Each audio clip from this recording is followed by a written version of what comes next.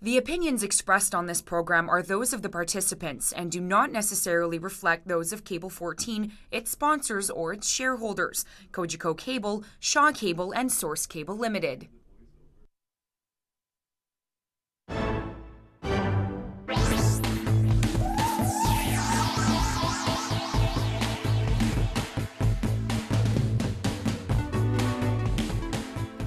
Welcome to the O Show. I'm Laura Babcock and joined this week by, you'll recognize him, Dave Shuttleworth. We'll say hi in just a sec, Dave. But first, let me tell you what's coming up. We have so many topics we have to talk about. Hamilton is a busy city.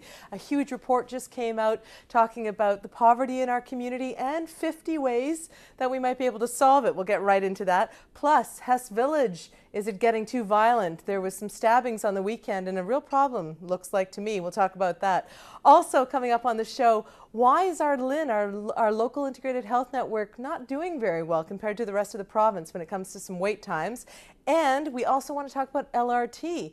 Can we fund this thing, or, are we delusional on it? We'll get into that. Plus, we got lots of updates and, of course, the Way to Go segment. But let me say hi to a guy that you would have remembered here at Cable 14. He's been off the air for a couple of years. Dave, how's the home life going? It's going great, actually. I went out and I got a real job too, but home life has been great. It's quite unusual to get a call where I actually need to have an opinion in my back pocket. So, yeah, something tells me you have the opinions at the ready, just in case. It's been a long time, so I might do some sounding off in this next half hour. Go figure. That's why Loren Lieberman, who is at a conference in Las Vegas, poor soul. A conference, right? Yeah. A conference. That's why. Loren Lieberman wanted you to be here in his stead, so we're happy to have you, Dave. I'm happy to be here, and I can't wait to get down to it. All right, well, let me give you some updates first for our audience before we get into all the details. First, I want to say a quick hi to Jay, a gentleman who I ran into, or came up to me rather, on Locke Street just a couple of hours ago. Huge fan of the show, he says. He usually agrees with me, but sometimes Loren makes him think, so that makes me happy to hear. Jay, thanks for watching. We appreciate it.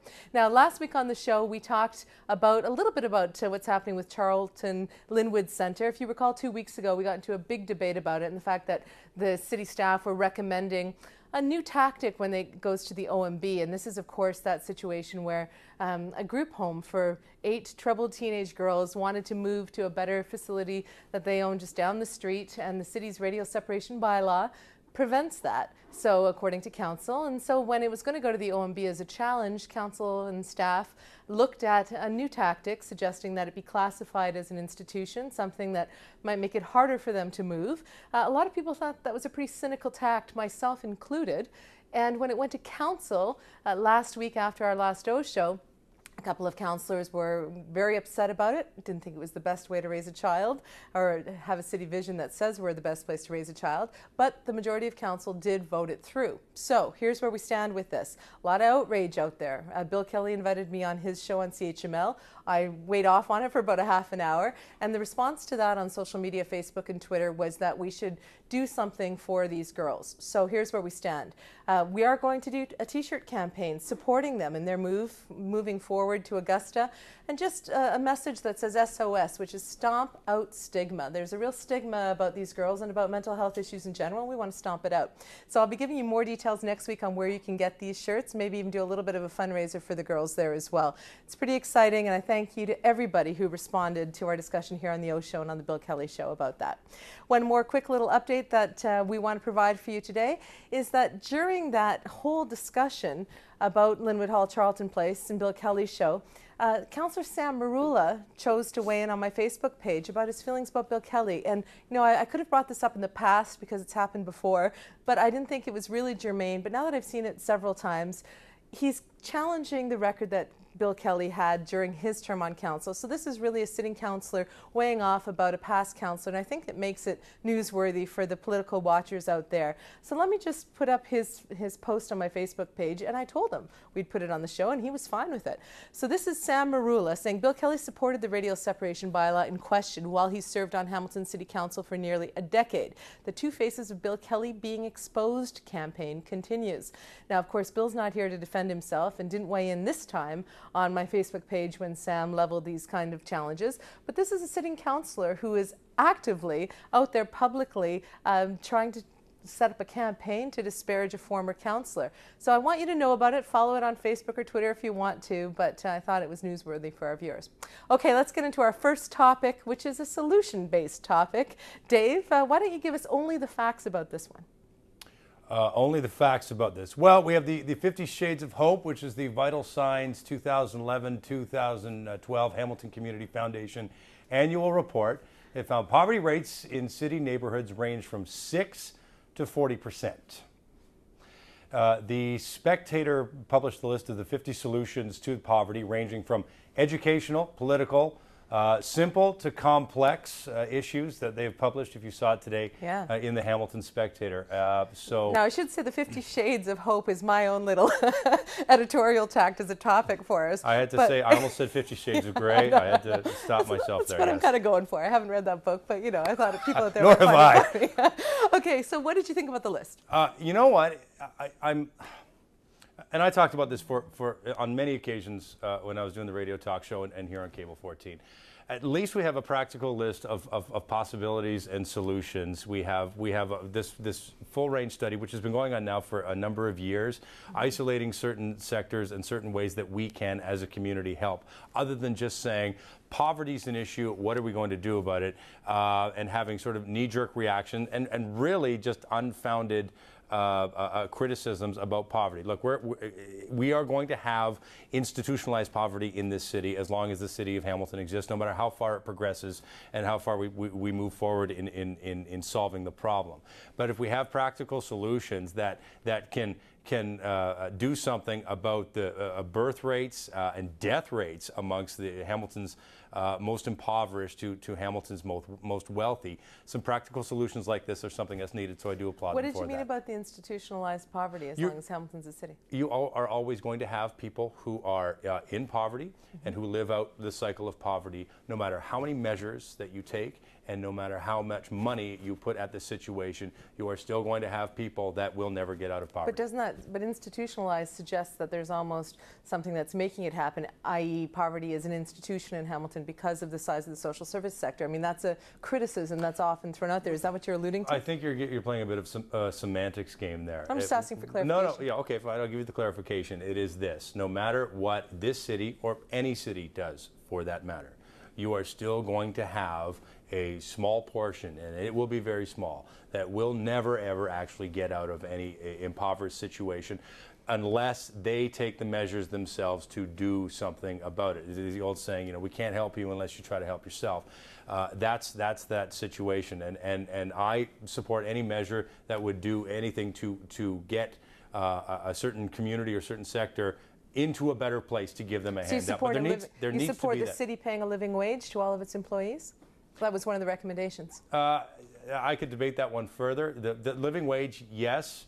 The mandatory minimum wages that the NDP keeps proposing, and thus the Liberal Party in many cases, I do have some issues with. No, we're talking about a living wage, though, as it's established for Hamilton. I do agree with a situation. And what about the recommendation, I think it was number 35, Dave, that suggested that any new houses being built in any of the suburbs had to have a sort of an in-law suite, another area within that house construction that could be rented out? I would not agree with that. Okay, well, this is what I'm saying, right? There are 35 things, there are 50 ideas on that list. Yeah. And when you said off the top that you kind of supported them in general, it surprised me a little, because some of them I wouldn't think you would characterize, knowing where you lean politically, as being practical.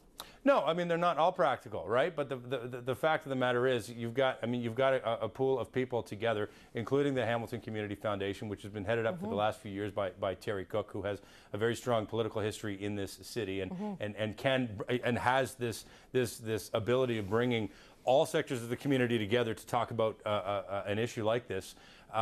The fact is, if you have a list of 50 things, you have a great base with which to start a campaign to improve the poverty situation. I mean, I think there's a couple of things here. One is that the actual report, the Vitality report, the Vital Signs report, is part of what I've seen since Terry took over the Community Foundation. With all respect to Carolyn Milne, who did a good job before, Terry is taking this very direct, practical approach to these issues. The reports are very clear, very concise. Kudos to Terry. We had a chance to talk to him in the Lair a little while ago, and I hope to have that Lair cast for you soon. But, you know, Terry has taken this approach to dealing with the real issues in the city. And so coming out with this vitality report, also the support that the Community Foundation is doing of those 10 neighborhoods. They asked 10 neighborhoods in the city to come up with their own solutions, which the Community Foundation is going to help fund, which I think is tremendous. And now you look at the fact that the Spectator, by talking to Terry, talking to Tom Cooper from Hamilton Poverty, has actually come up with this list of 50 ideas to discuss. So obviously on this show, Dave, we're not going to be able to crack the whole list of 50. The ones that I agreed with and liked, I'm certainly supportive of living wage. I liked all the ideas around early childhood education and the huge changes that can make in a child's life and in their future. I liked the ideas around maternal health. I liked, you know, some of the political solutions, especially the city actually, as number 50 was, looking at that vision statement they have and seeing how it really applies to the decisions they make. So I encourage our viewers to go out, look at the 50 on the list the spec provided, and let's start the discussion. Okay, let's get to our next topic now, and why don't you give us only the facts on this? There is, you know, as we put it here, mess at Hess. Is the village getting too violent, Dave? What's going on? And this is great for me because I live right near Hess Village. So 4 men were stabbed in a fight that involved as many as 20 people. I actually heard statistics that said more than that on the weekend too. And the number of reported assaults doubled in the past 3 years. Yeah, and the police chief said recently that they're mostly alcohol fueled. Now, I bring this up as a topic because Hess Village, for people who have been watching this natural phenomenon, if you will, for quite a while, as I certainly have in this program, it started off as being just a couple of pubs, remember? It's kind of like what Augusta Street is now. And then it started to get really popular. There started to be noise complaints. There started to be issues with the festivals. And then it sort of moved more to a nightclub kind of a vibe down there. But I don't ever remember. I mean, I remember there was always the little, you know, pushing and shoving match. And frankly, if you're going to be out at a street with a bunch of people who are drinking and you stay past 2 o'clock, you know, or when the bars close, it's usually when the fights start, right? So you wonder who's hanging out that late after that. But I don't remember it at this level. And certainly the stats would suggest, Dave, that it's exponential almost, the growth in violence. Is that what you experience in the neighborhood? I do. Well, what I experience is because I live close to it. On a Friday and Saturday night, I see this caravan of cabs going down to the village. We hear a little bit of noise, and in the summertime we might have the odd beer bottle on the lawn. But what we do notice is in a lot of cases the cleanup the next morning. Seeing a lot of police tape. It's not unusual to see the police there first thing in the morning. To go back to what you said a few minutes ago, what we've been noticing is the cramming of more people in there, the dance club feel that we have, because I remember 15 years ago I used to play in a band in Hess Village. You'd have a good crowd on a Friday night, but everybody was having fun. The odd fight broke out, but nothing that the bouncers I think I went to see you couldn't once. separate. Like, I remember you being there. Oh, was I? I do remember those days. All right. Oh my gosh, they were a long time ago. But there was, and you know what? All the bars were separately owned. There wasn't a consortium of people that owns it. I'm not saying that is necessarily a bad thing, but the village is clearly going in a direction that is trying to cram most people. And you can see not only the statistics that were published today, it's not only that assaults are on a huge rise, but liquor license violations is the other one that has gone up almost exponentially. But doesn't that make you question the ownership of these clubs, though? It does, but you know what? From a neighborhood perspective, if they're liquor license violations, those they're isolated to the bars and to the bar district itself.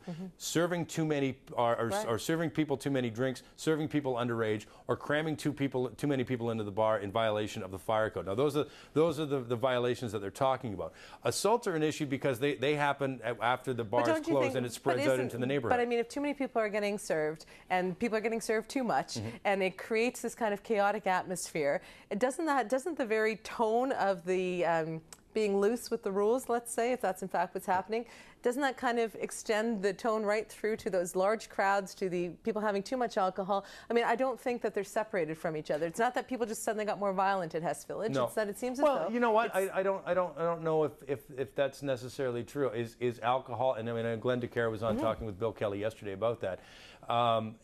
Is it fair to say that people are it's just fueled by alcohol, and I think people are. I think society is by and large getting more violent. I think it's fueled by the context that they're drinking in, right? If the bars are over serving, allegedly, if the bars are cramming too many people in. Well, the bars are violating their liquor codes one way or another. But there's a reason why there are liquor codes. Yep. There's a reason why these violations shouldn't happen.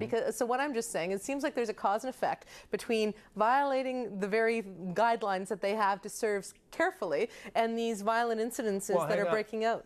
I don't want to get necessarily into the minutia of it, but if you actually went by the letter of the law with respect to liquor licensing, you'd had every neighborhood bar that would be in violation of those liquor codes in some way or another, whether it's serving somebody too much or serving somebody who's already drunk. As you said, Dave, these are not individually owned establishments anymore. They're owned by the same people, a number of them. That's so true. There's more ability to change the rules. You're bringing in more people. You're bringing in. There's a younger crowd. That is going to Hess Village, as you mentioned. It is more of a dance club thing, I think which is inherently a young person. Okay, but it's a different vibe down there, and we bring it up because we don't want to see Hess Village turn into something that causes problems for the city instead of being pride for the city. Okay, I think we're pretty much on the same page with that one, Dave. Who's got the responsibility? We can argue with again someday. Let's talk about our next issue here on the O Show, and this is one that has to do with something also I think pretty important in our community, and that is the situation with our local health integrated networks. This story came up a few weeks ago that they released some findings about wait times, and we're kind of near the bottom of the barrel, to use an expression from the Spectator, on this. Dave, tell us only the facts on this one. Well, the facts on this one, and this is something we've been debating about for years. Sorry, that's talking about LRT there. That could be, there we go. LHIN's, LRT, it's the wrong acronym. Too many acronyms. We'll get to it, right. The local health integration network wait times for cancer and for cataract surgery and hip and knee surgery and replacements are longer than almost any other jurisdiction. The LHIN has the second best wait times for cardiac bypass surgery, and wait times for MRIs have improved significantly. So it's a little bit of a mixed bag. Yeah, so you get the good and the bad there. And only the facts. We really want to provide only the facts. So we look for both sides to things if we can. But in this case, those wait lists for those surgeries, if you're someone with a knee replacement or someone who needs cancer surgery, you don't want to be at the bottom of the barrel. So what's going on? What can we do about our LHINs? Well, look, I've never had a knee replacement. My father passed away from cancer a couple of years ago, and Hamilton Health Sciences and various hospitals around the city were like a second home to myself and my family. I'm not looking for sympathy. I'm just saying that's the way that it was.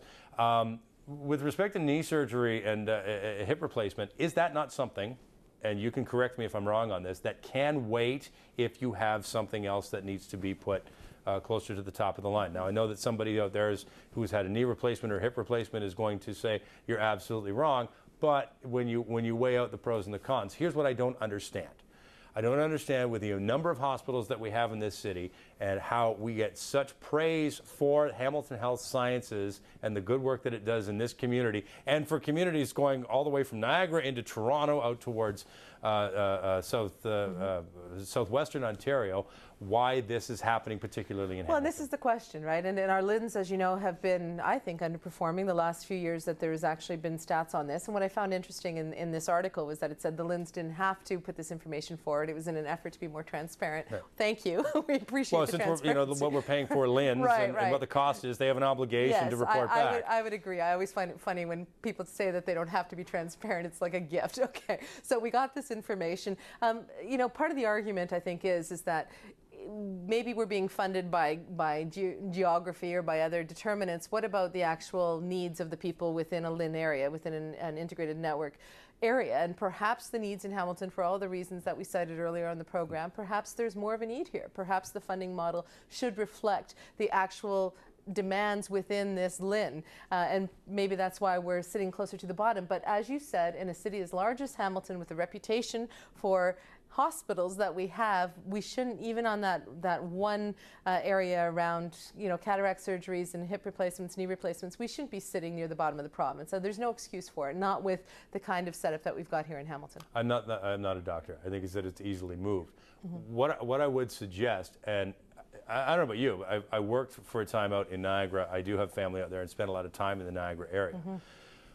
There has been some real issues in the Niagara health There has. system. Their LHIN has been under the gun as well. Now, they are having a huge hospital that's being built in the west end of St. Catharines. When that is up and running at full capacity, we might see a little bit of relief here. We are fielding a lot of traffic, for lack of a better term. No, it's an excellent point. Okay, sorry, Dave, we got to jump. Are we out of time already? Yeah, I told you the show goes fast. It's not like the old days. We cram a lot of information in here for our audience. But before we get to our final topic, let me just do a quick thank you to the people who helped make the show work, for me at least. I want to thank Pennington's for the wardrobe and the jewelry. They got great stuff. And also to Madison Avenue there on Locke Street, Reno, and Jess, who does my hair. It's a great team down there. Thanks, guys. Okay, last topic here, and it's a quick one, and it's about LRT. Yes, it sounds like there's nothing new to talk about on this, but there was a story in the Bay Observer that highlighted some questions about whether we really think we're going to get the funding for this project.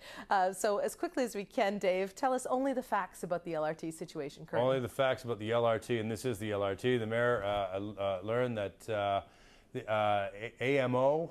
AMO, the Association of Municipalities of Ontario. I'm sorry, yes. Yep. Sorry. It's been 2 years. It's all good. Hamilton will have to put up a significant amount of money if it wants an LRT system, light rail transit system, of course. Hamilton, the system has been envisioned as mainly funded by the province through Metrolinx, and there's been no discussion about federal funding. Now, as I understand it, and looking at the article, there is going to be some discussion going forward about getting the feds involved through some sort of a fund with our LRT hopes. Now, but to make this really clear, at the beginning, some people may have thought that all this money was coming in through Metrolinx. And then we find out that other places like Waterloo, who had a high bill for the city had to pay, and they even had federal funding on top of the provincial Metrolinx funding. So Dave, really quickly, are you a fan of LRT? And if you are, can we afford it? Not at all. There's a misguided conception here that we are going to become this transit city and this transit hub. And the minute that we came into amalgamation 12 years ago, I think we should have given up on that dream. We have the HSR system. It is a good system, has some issues, obviously, but moving forward with LRT, I think is absolutely ridiculous, and whatever federal funding we can get, this can certainly go to other issues.